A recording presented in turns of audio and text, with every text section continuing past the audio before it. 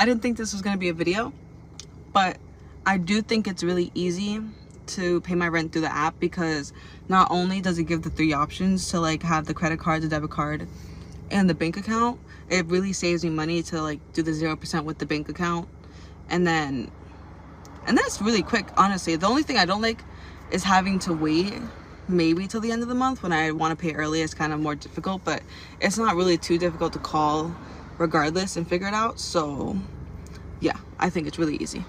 So my credit score has actually always been kind of like average good.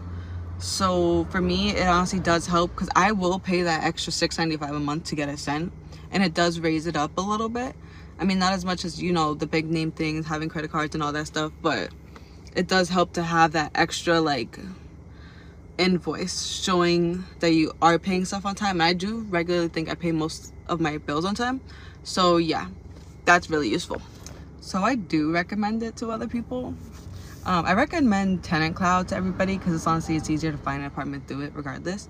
So one of my sisters, like the main people, I tell her to do the rent reporting, because her credit score is kind of like lower and it could help. So yes.